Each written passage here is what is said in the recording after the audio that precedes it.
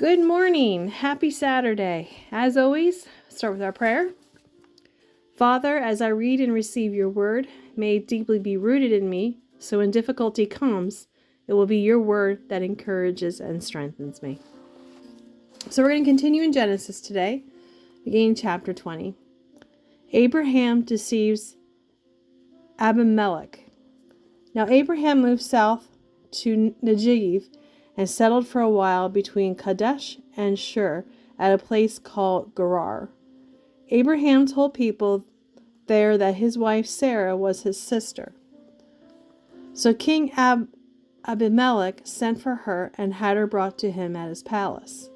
But one night God came to Abimelech in his dream and told him, "You are a dead man, for that woman you took is married." But Abimelech had not slept with her yet, so he said, "Lord, will you kill an innocent man? Abraham told me she is my sister." And she herself, "Yes, he is my brother. I acted in complete innocence." "Yes, I know you are innocent," God replied. "That is why I kept you from sinning against me. I did not let you touch her. Now return her to her husband, and he will pray for you, for he is a prophet. Then you will live, but if you don't return her to him, you can be sure that you and your entire household will die." Abimelech got up early the next morning and hastily called a meeting of all his servants. When he told them what had happened, great fear swept through the crowd. Then Abimelech called for Abraham. "What is this you have done to us?" he demanded. "What have I done to you that deserves treatment like this, making me and my kingdom guilty of this great sin? This kind of thing should not be done. Why have you done this to us?" "Well," Abraham said, "I figured this would be a godless place. I thought, they will want my wife and will kill me to get her. Besides, she is my sister. We both have the same father, though different mothers. And I married her. When God sent me to travel far from my father's home, I told her, wherever we go, have the kindness to say that you are my sister." Then Abimelech took sheep and oxen and servants, both men and women, and gave them to Abraham, and he returned his wife, Sarah, to him. "Look over my kingdom and choose a place where you would like to live," Abimelech said. Then he turned to Sarah. "Look," he said, "I am giving your brother 1,000 pieces of silver to compensate for any embarrassment I may have caused you. This will settle any claim against me in this matter." Then Abraham prayed to God, and God healed Abimelech, his wife, and the other women of the household, so they could have children. For the Lord had stricken all the women with infertility as a warning to Abimelech for having taken Abraham's wife. Chapter 21, the birth of Isaac. Then the Lord did exactly what he had promised. Sarah became pregnant, and she gave a son to Abraham in his old age. It all happened at the time God had said it would, and Abraham named his son Isaac. 8 days after Isaac was born, Abraham circumcised him as God had commanded. Abraham was 100 years old at the time. And Sarah declared, "God has brought me laughter. All who hear about this will laugh with me. For who would have dreamed that I would ever have a baby? Yet I have given Abraham a son in his old age." Hagar, and Ishmael sent away. As time went by and Isaac grew and was weaned, Abraham gave a big party to celebrate the happy occasion. But Sarah saw Ishmael, the son of Abraham, and her Egyptian servant Hagar, making fun of Isaac. So she turned to Abraham and demanded, "Get rid of that servant and her son. He is not going to share the family inheritance with my son Isaac. I won't have it." This upset Abraham very much because Ishmael was his son. But God told Abraham, "Do not be upset over the boy and your servant wife. Do just as Sarah says, for Isaac is the son through whom your descendants will be counted. But I will make a nation of the descendants of Hagar's son because he is also your son." So Abraham got up early the next morning, prepared food for the journey, and strapped a container of water to Hagar's shoulders. He sent her away with their son, and she walked down to the wilderness of Beersheba. Wandering aimlessly, when the water was gone, she left the boy in the shade of a bush. Then she went and sat down by herself about 100 yards away. "I don't want to watch the boy die," she said as she burst into tears. Then God heard the boy's cries, and the angel of God called to Hagar from the sky, "Hagar, what's wrong? Do not be afraid. God has heard the boy's cries from the place where you laid him. Go to him and comfort him, for I will make a great nation from his descendants." Then God opened Hagar's eyes, and she saw a well. She immediately filled her water container and gave the boy a drink. And God was with the boy as he grew up in the wilderness of Haran. He became an expert archer, and his mother arranged a marriage for him with a young woman from Egypt. A treaty with Abimelech. About this time, Abimelech came with Phicol, his army commander, to visit Abraham. "It is clear that God helps you in everything you do," Abimelech said. "Swear to me in God's name that you won't deceive me, my children, or my grandchildren. I've been loyal to you, so now swear that you will be loyal to me and to this country in which you are living." Abraham replied, "All right, I swear to it." Then Abraham complained to Abimelech about a well that Abimelech's servants had taken violently from Abraham's servants.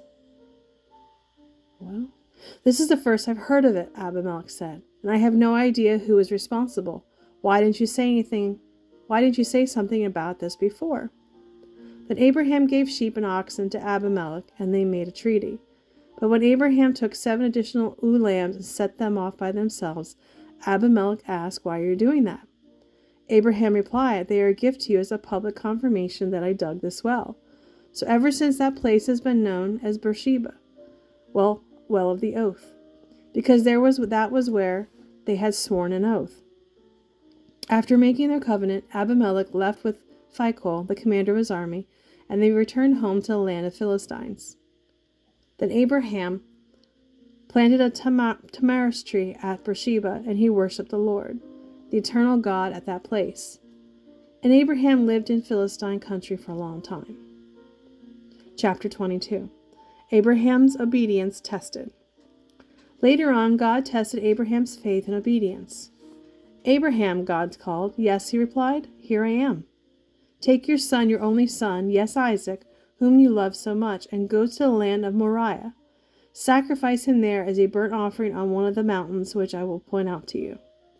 The next morning Abraham got up early. He saddled his donkey and took 2 of his servants with him, along with his son Isaac.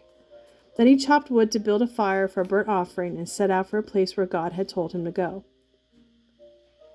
On the 3rd day of the journey, Abraham saw the place in the distance. "Stay here with the donkey," Abraham told the young men. "The boy and I will travel a little farther, and we will worship there. Then we will come right back." Abraham placed the wood for the burnt offering on Isaac's shoulders while he carried the knife and the fire. As the 2 of them went on together, Isaac said, "Father?" "Yes, my son?" Abraham replied, "We have the wood and the fire," said the boy, "but where is the lamb for the sacrifice?" "God will provide a lamb, my son," Abraham answered, and they both went on together. When they arrived at the place where God had told Abraham to go, he built an altar and placed wood on it. Then he tied Isaac up and laid him on the altar over the wood. And Abraham took the knife and lifted it up to kill his son as a sacrifice to the Lord. At that moment the angel of the Lord shouted to him from heaven, "Abraham, Abraham." "Yes," he answered, "I'm listening." "Lay down the knife," the angel said. "Do not hurt the boy in any way. For I know that you truly fear God. You have not withheld even your beloved son from me." Then Abraham looked up and saw a ram caught by its horns in a bush. So he took the ram and sacrificed it as a burnt offering on the altar in the place of his son. Abraham named that place, "The Lord will provide." This name has now become a proverb. On the mountains of the Lord it will be provided. Then the angel of the Lord called again to Abraham from heaven. "This is what the Lord says. Because you have obeyed me." Sorry, I lost my spot. "Because you have obeyed me and have not withheld even your beloved son, I swear by my own self that I will bless you richly. I will multiply your descendants into countless millions, like the stars of the sky and sand on the seashore. They will conquer their enemies, and through your descendants all the nations of the earth will be blessed, all because you have obeyed me." Then they returned to Abraham's young men and traveled home again to Beersheba, where Abraham lived for quite some time. Soon after this, Abraham heard that Milcah, his brother, Nahor's wife, had borne Nahor 8 sons. The oldest was named Uz, the next oldest was Buz, followed by Kemuel, father of Aram, Keshed, Hazo, Fildash, Jidlaph, and Bethel. Maybe it's Bethuel. Bethuel became the father of Rebekah. In addition to his 8 sons from Milcah, Nahor had 4 other children from his concubine Rumah. Their names were Teba, Gaham, Tahash, Amak. Okay, that's the end of chapter 22 for the end for today. Hopefully I wasn't nails on chalkboard with pronunciations again. But you all have a wonderful day. Thank you for listening, and I will be here tomorrow. Thank you.